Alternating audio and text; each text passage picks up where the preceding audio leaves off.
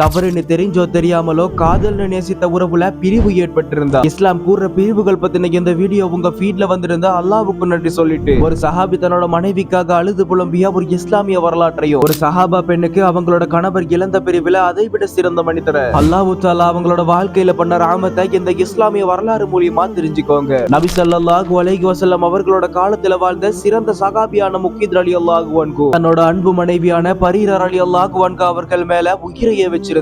ஆனா ஒரு சில தவிர்க்க முடியாத காரணங்கள்னால பரீரா ரலியல்லாஹு அன்ஹு அவங்க தான் மேல உயிரைய வச்சிருக்க முகீத் ரலியல்லாஹு அன்ஹு அவர்களை பிரிஞ்சு வாழ ஸ்டார்ட் பண்றாங்க. அந்த பிரிவை தாங்க முடியாத முகீத் ரலியல்லாஹு அன்ஹு அவங்க மதீனாவோட தெருக்கல்ல தன்னோட தாடி நலையிற அளவுக்கு அழுதபடியே தன்னோட மனைவி பின்னால ஓடுறாங்க. இத குறித்து நபி ஸல்லல்லாஹு அலைஹி வஸல்லம் அவங்க முகீரா ரலியல்லாஹு அன்ஹு அவர்கள் கிட்ட பேசினாலும் அவர்களோட முடிவுல மாற்றங்கள் இருக்கல. இதேதான் இன்னைக்கு நம்மளோட வாழ்க்கையில ஏற்படக்கூடிய பிரிவுகளால ஒவ்வொரு நாளும் அழுகுறோம். எனக்கு அவங்க வேணும்னு சொல்லி என்னதான் அல்லாஹ் கிட்ட துவா கேட்டாலும் அல்லாஹ் எங்களை பிரிச்சு வச்சுட்டான்னு ஆயிரம் கேள்வியோட கவலையோட இருக்க அடியானுக்கு அல்லாஹ் தஆலா சொல்ற பதில் என்னன்னா, நீங்க ஒரு விஷயத்தை வெறுக்கலாம், ஆனா அதுல உங்களுக்கான நன்மைகள் இருக்கும். நீங்க ஒரு விஷயத்தை விரும்பலாம், ஆனா அதுல உங்களுக்கான தீமைகள் இருக்கும். நீங்கள் அறியாததை நான் அறிகிறேன் அப்படின்னு சொல்லி அல்லாஹ் தஆலா தன்னோட அடியானுக்கு சொல்றான். இன்னும் ஒரு பிரிவு மூலியமா அதை விட சிறந்ததா ஒண்ண உங்களோட வாழ்க்கையில மாற்றுவா அப்படிங்கிறதுக்கு உதாரணமான சிறந்த வரலாறு தான் உம்மு சலமா ரலியல்லாஹு அன்ஹா அவர்களோட கணவரான அபூ சலமா ரலியல்லாஹு அன்ஹு அவர்களோட பிரிவுடைய வரலாறு. மக்கால இருந்து மதீனாக்கு ஹிஜ்ரத் சென்ற இவங்க ரெண்டு பேருமே ஒரு அழகான ஈமானிய வாழ்க்கையை வாழ்றாங்க. அவங்களோட வாழ்க்கையில வந்த இன்னல்கள்லையும் துன்பங்கள்லையும் தியாகங்கள்லையும் ரெண்டு பேருமே உசுருக்கு உசுரா வாழ்றாங்க.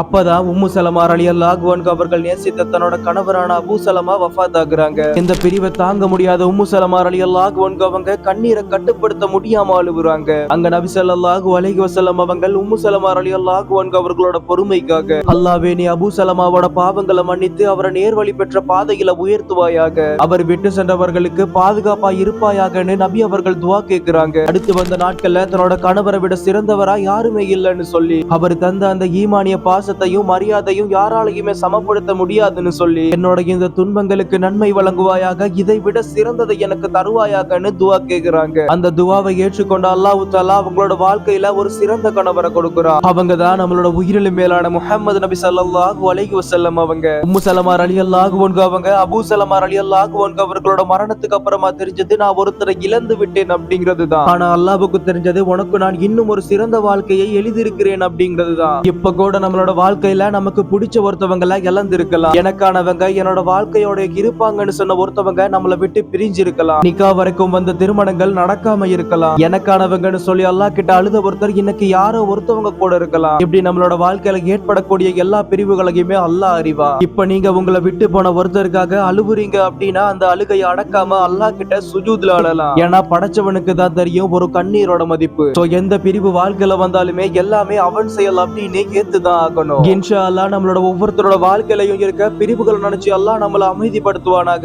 அல்ஹம்துலில்லாஹி அலா குல்லி ஹால்.